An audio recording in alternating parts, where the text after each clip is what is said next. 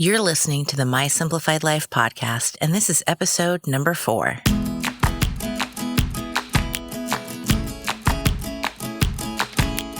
Welcome to the My Simplified Life podcast, a place where you will learn that your past and even your present don't define your future. Regardless of what stage of life you're in, I want you to feel inspired and encouraged to pursue your dreams, simplify your life, and start taking action today. I'm your host, Michelle Glogovac, and I'm excited to share my stories and life lessons with you while taking you on my own journey. This is My Simplified Life.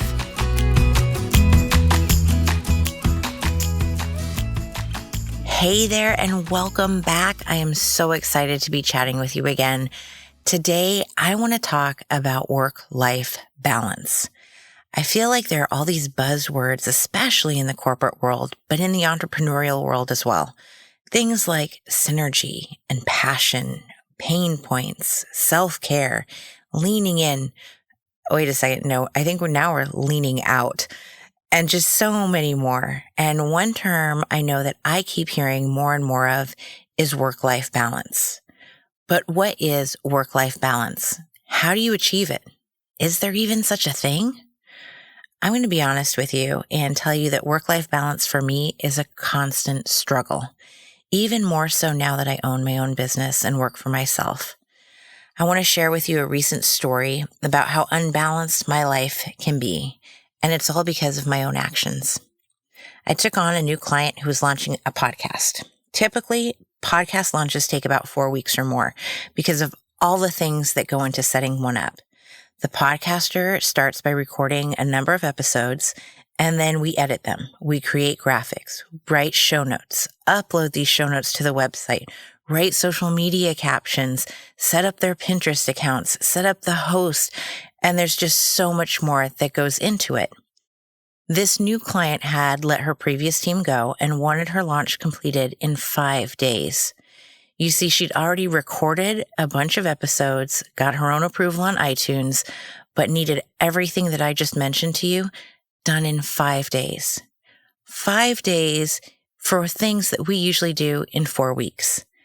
But I said, okay, I'll do it in 7 days. I figured 1 week out of my life was no big deal. I would work through it, things would get set up, and then it'd be smooth sailing. But it wasn't. The demands became greater because once we over-delivered and worked like beasts, it became the expectation. Now here's the thing. I love nothing more than to under-promise and over-deliver. Truly, I thrive on doing that. But I give time estimates with a cushion in case something goes wrong and life simply happens. With this client, though, the demands became more demanding, and my home life suffered along with my attitude. I decided that I simply wasn't a good fit for this client, and that after ensuring she launched properly, it was time for me to move on. In just 1 week's time, my work-life balance flipped over on itself.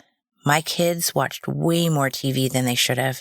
I worked around the clock and I got little sleep, and not only my life, but my family's life was unbalanced. The moment I made a change and said no, everything shifted. We were back at our park playdates instead of watching TV or just playing around the house. I wasn't feeling as stressed or short-tempered, and I didn't feel the weight of the world on my shoulders. I knew I had made the right decision in choosing balance, my sanity, and my family over this one client. I've worked from home for over a decade, and there is a great misconception that because you work from home, you automatically achieve work-life balance. Let me tell you, that couldn't be further from the truth. I've also worked in an office for almost a decade, and for me and many others who go to an office, you get to end your day at a certain point and you go home. You might check your emails or work on something after you've had dinner and put the kids to bed, but most times there's a shutoff point. When you work from home, though, the lines are blurred. I've had an office space in my home, but thanks to modern technology of a laptop, I've been able to make my porch, my backyard, my kitchen, my dining room, all my office space at some point. Heck, these days I sometimes even work from my daughter's bed because it means spending time with my kids while they play in their room. Are you seeing these blurred lines yet? Now, granted, I'll start a load of laundry in the morning, grocery shop at lunchtime, then I'll answer emails while cooking dinner and continue working after the kids are asleep. To top it off, when you work for yourself, the lines aren't just blurred, they become non-existent if you let them. Because now you're working on something that is completely yours, and it's truly up to you whether it succeeds or not. Having your own business is like having another child that you have to raise.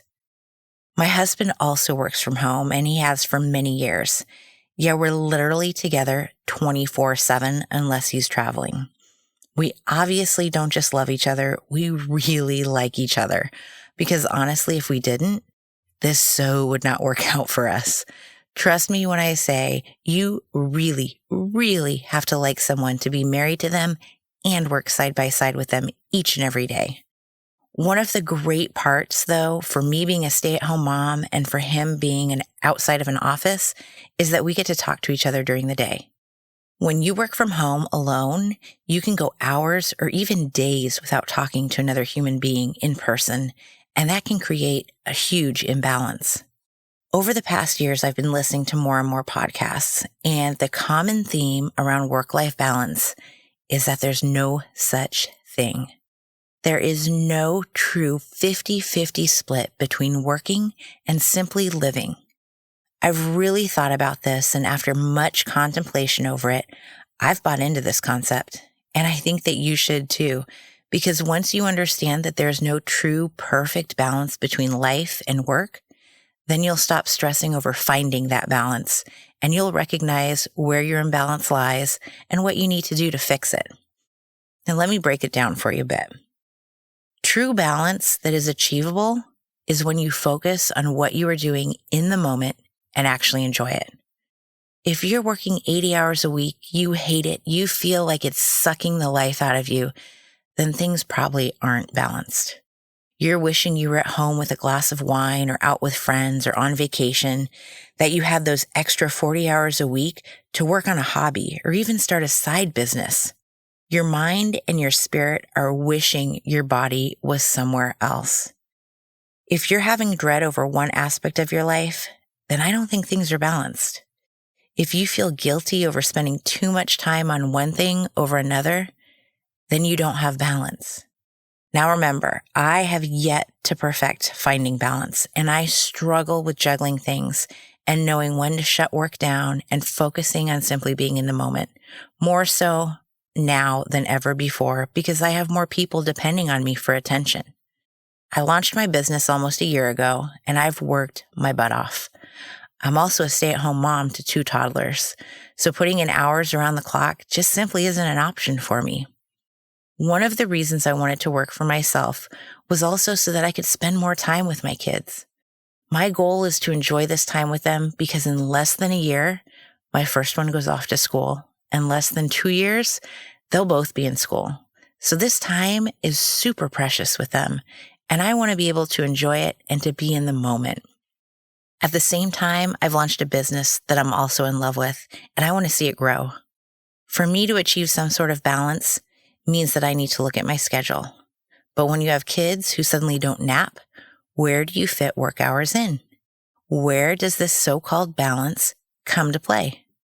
Well, if you've been hearing Rachel Hollis or other influencers lately, then you've been hearing what I've been hearing. Just get up an hour earlier. See how much more you can accomplish. Did you just spit your coffee out and laugh at that? Because I most certainly did when I heard it. My kids didn't, and most nights still don't sleep through the night. That means that I'm not sleeping through the night. Some of these influencers have a nanny or a night nurse or something fancy, and I don't. I'm sure you don't either. So I like to remind myself to take some of this advice with a grain of salt. But now I've been finding myself up until 11 o'clock at night, waking in the middle of the night for one of the kids. And honestly, the thought of purposely losing an hour of sleep 5 days a week by choice sounds completely asinine to me. Who in their right mind chooses to get less sleep? Well, I bought into this too. On August 1st, I decided that I would start setting my alarm at 5 a.m. just to see what happened, just to see what all this hype was about.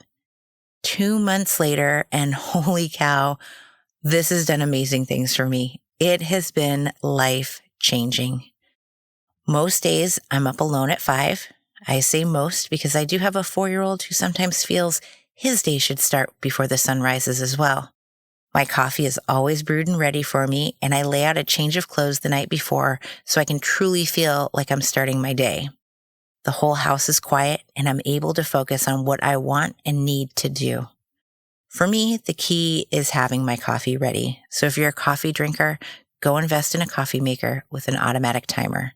My Cuisinart is one of the best. I get an hour's worth of work done before anyone is up, and I feel so much more accomplished than I have in the past.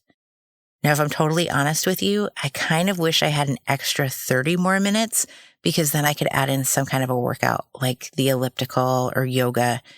Not that I do yoga, but in my mind, if I did yoga, then I think it would bring more balance to my body and my mind. So it's definitely something I'm going to strive for in the future.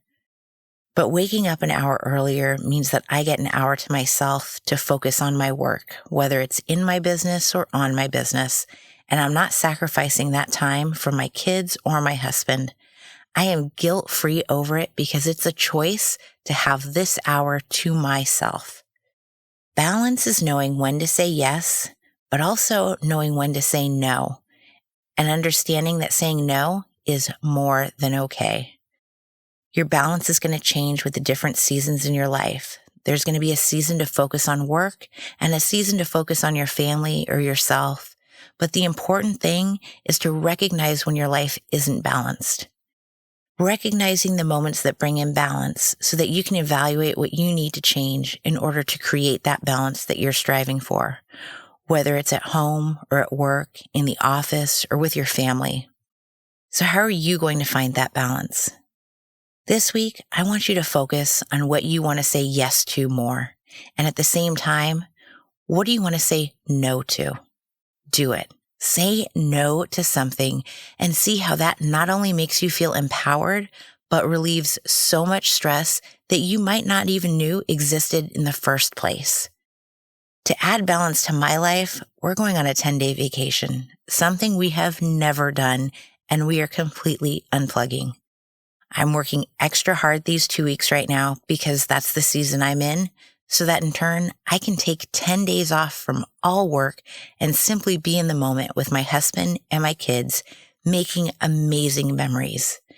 And to me, that is the definition of work-life balance. Keep working towards finding what makes your life feel balanced in everyday moments. And when you find those moments, take a snapshot. Remember those moments and please share them with me. I want to see what balance looks like for you. Until next time, my friends, remember, your past and your present don't define your future. You do.